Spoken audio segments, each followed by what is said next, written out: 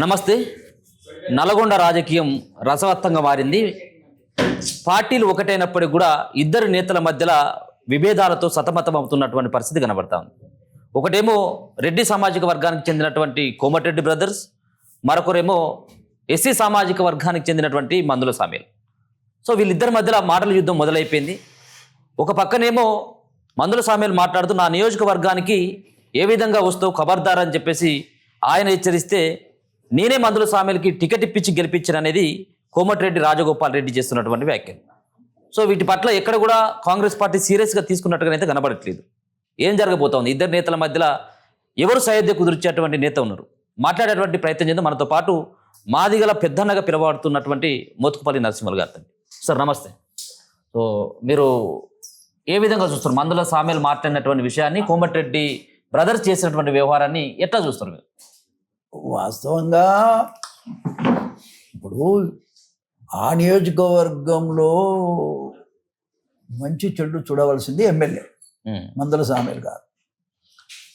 అదేవిధంగా నకరికల్లో వీరేశం గారు, ఇద్దరు దళిత ఎమ్మెల్యే. అక్కడ మంచి చెడుల మీద ఎవరికైనా ఏదైనా అభిప్రాయం ఉంటే వాళ్ళతో ఫోన్లో మాట్లాడచ్చు. అది ఏదైనా సెట్ చేసి వాళ్ళని గౌరవించాలి.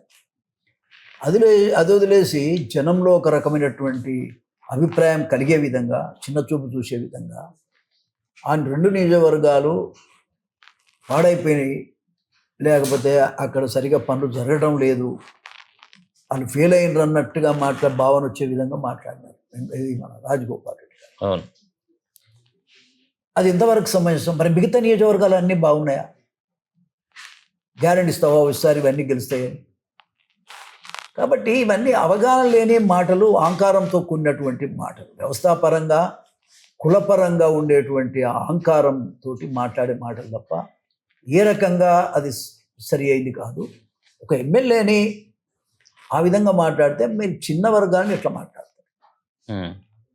ఎస్సీలను, ఎస్టీలను, బీసీలను మీరు ఎట్లా మాట్లాడతారు? ఒక ఎమ్మెల్యేగా ఉన్నటువంటి వ్యక్తినే మీరు అంత తూలనాడి మేము టికెట్ ఇప్పించినామంటే ఏం రాజగోపాల్ రెడ్డి పార్టీ అని ఏమన్నా ఉందా? లేదు కదా. వెంకరెడ్డి పార్టీ అని ఉందా? లేదు కదా. కానీ ఎవరికో టికెట్లు మంజూరు చేస్తాము, మనం ఇప్పిస్తాము, మనకి ఏదైనా శక్తి ఉంటే సాయం చేస్తాం, అంత మాత్రాన ఆ వ్యక్తికి విలువే లేదన్నట్టుగా మనం మాట్లాడటం కరెక్టేనా? కరెక్ట్ కాదు. ఒకవేళ నువ్వు ఇప్పిస్తే కూడా ఇప్పించవచ్చు, నీకు హైకమాండ్ల అవకాశం ఉండొచ్చు, నువ్వు ఇప్పించి ఉండొచ్చు. కానీ ఆ వ్యక్తిని పట్టుకొని అంత అవమానంగా మాట్లాడవచ్చు. కాబట్టి అది చాలా తప్పు. దాన్ని నేను తీవ్రంగా ఖండిస్తున్నా. మా జాతి మొత్తాన్ని, మాదిగలందరినీ కూడా అవమానపరిచినట్లు లెక్క. రాబోయే కాలంలో మాదిగలంతా ఏకమైతే మీ భవిష్యత్తు ఏమవుతుంది? ఖచ్చితంగా రాబోయే కాలంలో మాదిగలందరూ ఏకమవుతారు. మాదిగలంతా ఒక తాటి మీదకి వస్తారు, బలహీన వర్గాలంతా ఒక తాటి మీదకి వస్తారు. తప్పకుండా మీలాంటి వాళ్లకు తగిన గుణపాఠం చెప్తారు. మీరు అడుగుతున్నారా బహిరంగ క్షమాపణ ఏమైనా చెప్పమని చెప్పు. ఖచ్చితంగా రాజగోపాల్ రెడ్డికి, నేను వెంకటరెడ్డి కూడా చెప్తున్నా, మీరు జరిగిన దానికి ఖచ్చితంగా మీరు క్షమాపణ చెప్పాలి, జాతికి చెప్పాలి. నేనేమంటున్నా, మా జాతి మొత్తాన్ని అవమానపరచండి అని చెప్తున్నా. జాతి మొత్తాన్ని కూడా మీరు క్షమాపణ చెప్పాల్సిన అవసరం ఉంది. మీరు ఇంకో మాట మాట్లాడితే తీవ్రమైన పరిణామాలు నల్గొండ జిల్లాలో వచ్చే అవకాశం ఉంది. ఇది మంచిది కాదు. కాబట్టే సర్దుకపోయే ధోరణి ఉంటే మీరు క్షమాపణ చెప్పండి. లేదు మేము ఇట్లే మాట్లాడతామంటే ఖచ్చితంగా ఈ నల్గొండ జిల్లాలో, ఈ రాష్ట్రంలో మరి పేద వర్గాలు, ముఖ్యంగా మాదిగలు తిరగబడతారు అనేటువంటి విషయాన్ని గమనించుకోవాలి. నేను పరామర్శకు పోతే తప్పే ఉంటుంది, ఆయన చెప్పాల్సినటువంటి అవసరం ఏమున్నది అనేది కోమటిరెడ్డి బ్రదర్స్ యొక్క వాళ్ళ వాదన. ఎందుకు చెప్పాల్సినటువంటి అవసరం ఉంది? మేము పోయింది ఏమో ఇక్కడ రాజకీయాలు చేసేదానికి కాదు, మేము పోయింది అక్కడికి పరామర్శకు పోయినాం, వాళ్ళకి ఏదో సహాయం చేద్దామని చెప్పేసి పోయినాం, మాకున్నటువంటి కార్యకర్తలు ఉన్నారు కాబట్టి మేము పోయినామంటారు. మోడీ సాయం ఎవరికి అవసరము? గవర్నమెంట్ ఉన్నది, గవర్నమెంట్ అనేటువంటిది ఇస్తుంది, తీసుకుంటుంది. నీ సొంత సాయం కూడా ఎవడు అడిగి నిన్ను? నీకు ఏంటంటే హెచ్చులు అంతే. మా దగ్గర డబ్బులు ఉన్నాయి, మేము ఇస్తున్నాయి. ఎవరిదా డబ్బు? పేదోళ్ళదే కదా, మంచి సొమ్ము దోసుకున్నదే కదా. లేకపోతే అంత డబ్బు మీకెట్లు వచ్చింది?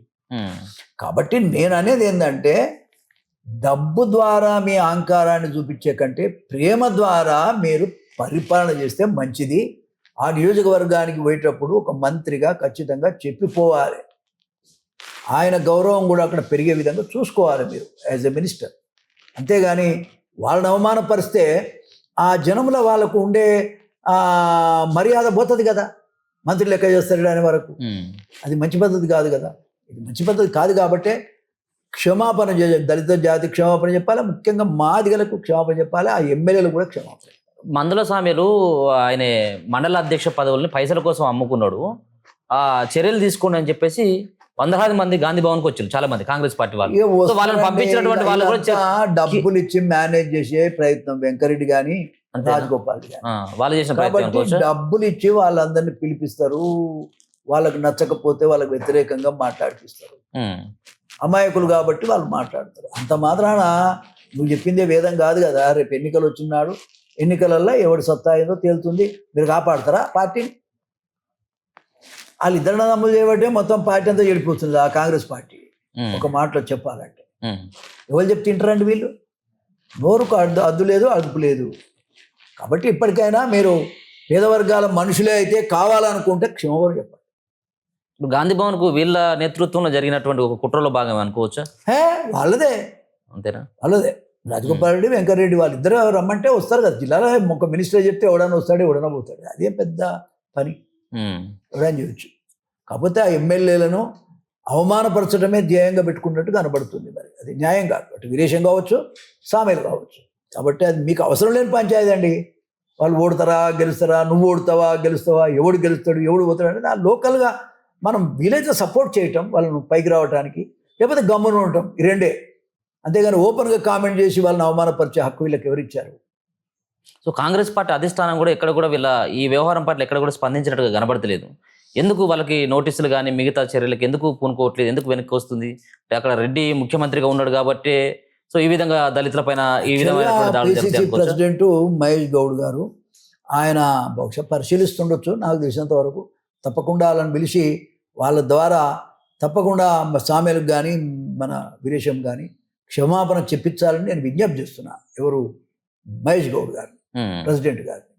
అది చేయాలని కోరుకుంటున్నాను. సో మందుల సామ్యాల సైతం కూడా పార్టీ మారి వచ్చినటువంటి వ్యక్తి, రాజగోపాల్ రెడ్డి కూడా పార్టీ మారిండు అనేది. అందరూ మారిన వాళ్ళే. అండ్ ఉన్నోడేవాడు ముఖ్యమంత్రి కాడికి వెళ్ళి అందరు పార్టీలు వేరే పార్టీ నుంచి వచ్చినోడే కాదు.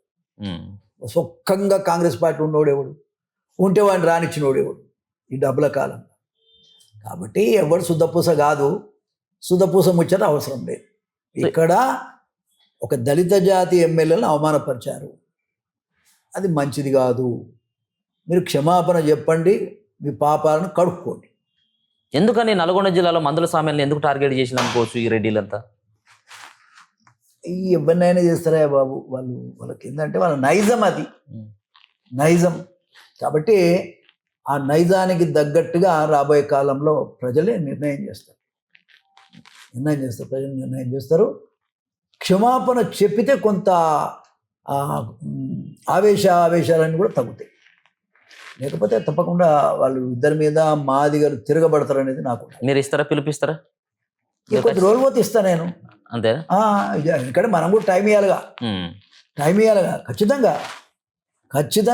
సార్ ఇంకొక విషయం ఏంటిదంటే చాలా మందికి రాష్ట్ర ప్రభుత్వం ఈ రేవంత్ సర్కార్ అంతా కూడా చాలా మందికి గన్మెన్లను కూడా తీసేయడం జరిగింది, కొంతమందికి తగ్గించడం జరిగింది. ఏంటి సార్ మీ పరిస్థితిని మీకు ఏమన్నా తగ్గించాలా?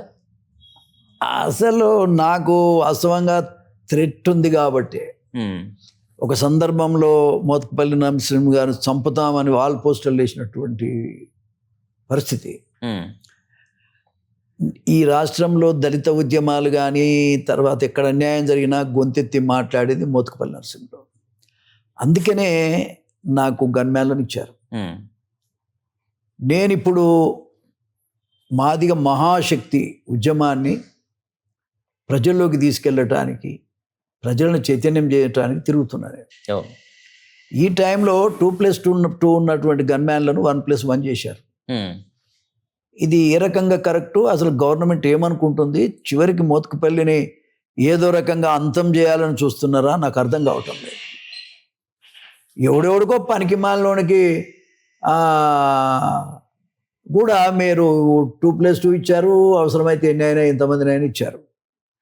బాధ్యత కలిగి వ్యవస్థలో సామాజిక మార్పు కోసం పోరాటం చేసే మాలాంటి వాళ్ళ గన్మ్యాన్లను తీసేయటం ఇది దురదృష్టకరం, చాలా బాధాకరం. కాబట్టి నేను డీజీని కూడా కలిశాను, డీజీపీని కలిశాను, చెప్పాను. నాది ఇట్లా తీసేశారు సార్, మీరు యాజ్ ఇట్ ఈజ్గా 2+2 ఇవ్వండి, నాకు థ్రెట్ ఉందని మాట కూడా చెప్పాను నేను. మంచిది, మేము ఆలోచిస్తాము, ఒకసారి సమీక్ష చేసి ఆలోచిస్తామని చెప్పారు. ఇప్పుడు చెప్పి కూడా నెల 6 రోజులు అయిపోయింది. కాబట్టి నేనేమంటాను రేవంత్ రెడ్డి గవర్నమెంట్ అంటే, మీరు వ్యవస్థలో ప్రజల కోసం బతికే వాళ్ళను కాపాడే ప్రయత్నంలో ఉండండి. లేదు, మాకేం జరిగినా మీరే బాధ్యత వహించాల్సి వస్తుంది. ఉందా సార్ మీకు థ్రెట్ ఉందా? ఉందేని కదా చెప్పేది. అంటే ఉండకపోతే నాకు ఎందుకు ఇచ్చారు? కొన్ని చెప్పలేం. ఎక్కడ థ్రెట్ ఉంది, ఎవడు థ్రెట్, అంత థ్రెట్టే నాకు. అట్లాంటి థ్రెట్ ఉంది కాబట్టి నాకు ఇచ్చారు. నేను అధికారంలో లేకపోయినా ఇచ్చారు కదా.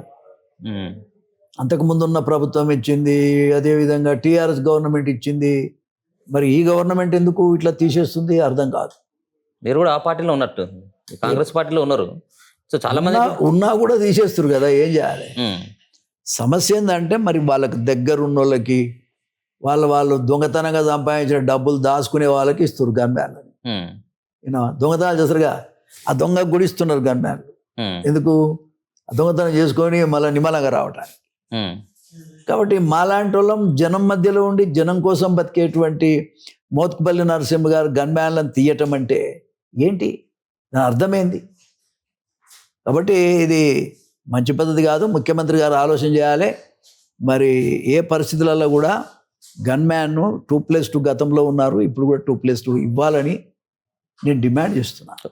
మైనంపల్లి హనుమంతరావు జరిగితే కూడా నాకేది జరిగినా రేవంత్ రెడ్డి ప్రభుత్వమే బాధ్యత వహించాలి. మైనంపల్లి హనుమంతరావు కూడా ఇప్పుడు వాళ్ళకి 2+2 ఏమో ఉందట. కొండలరెడ్డి రేవంత్ రెడ్డి సోదరులకు కూడా బందోబస్తు ఉంది. వాళ్ళకు ఉంచి మీలాంటి వాళ్ళకి ఎప్పటి నుంచో 6 సార్లు ప్రజల మధ్యలో ఉండి ప్రజల కోసం బతికి గెలిచినటువంటి నాలాంటి వాడిని గన్మ్యాన్లను తీసేయటం అంటే మరి వాళ్ళు నాకు తెలిసి ఏదో కుట్ర చేస్తున్నా అనిపిస్తుంది నాకు. ఎందుకంటే నేనేమో ఈ మధ్యకాలంలో జాతి చైతన్యం కోసం తిరుగుతున్నా. మరి అనుమానంగా ఉంది, వాళ్ళు ఏమైనా చేయడానికి స్కోప్ ఉంది. గవర్నమెంటే ప్లాన్ చేస్తుందేమో, అట్లా ఆలోచిస్తారు. లేకపోతే ఎందుకు తీసేస్తారు గవర్నమెంట్? మరి మీరు కూడా ఇటీవల కొంత కాంగ్రెస్ పార్టీలో ఉంటుకుంటూ కాంగ్రెస్ పార్టీని కొంత విమర్శించేటువంటి ప్రయత్నం, వాళ్ళ లోపాలు మీరు ఎత్తి చూపే ప్రయత్నం చేస్తున్నారు. నేను మాట్లాడే మాటలు పార్టీ కాపాడటానికి, రేవంత్ రెడ్డి గవర్నమెంట్ ను కూడా కాపాడటానికే నేను మాట్లాడుతున్నా. సో అవి జీర్ణించుకోలేక వాళ్ళు ఈ విధంగా చేస్తున్నట్టు కనబడతా ఉంది. చాలా దురదృష్టకరం. సో మొత్తానికి మోత్కుపల్లి గారు అయితే తెలియజేస్తారు, గట్టి ఒక వార్నింగే, భవిష్యత్తులో ఖచ్చితంగా ఒక పిలుపును కూడా ఇస్తా, మందుల స్వామ్యాలకి బహిరంగంగా కోమటిరెడ్డి బ్రదర్స్ క్షమాపణ చెప్పాల్సినటువంటి అవసరం ఉంటుంది. మాదిగ సామాజిక వర్గం అంటేనే ఈ నల్గొండ జిల్లాలో ఒక రెడ్డిలంతా కూడా పెత్తనం చెలాయించాలన్నటువంటి ఒక సంస్కృతి, ఇది మంచిది కాదు, తగ్గించుకోవాల్సిన అవసరం కూడా ఉంటుంది. ఇప్పటికైనా అధిష్టానం స్పందించి బహిరంగంగా క్షమాపణ చెప్పేందుకు వాళ్ళు కూడా పూనుకోవాలన్నటువంటి అంశాన్ని సైతం కూడా మోత్కుపల్లి అయితే తెలియజేస్తున్నారు. చూస్తూనే ఉండండి మన తొలి.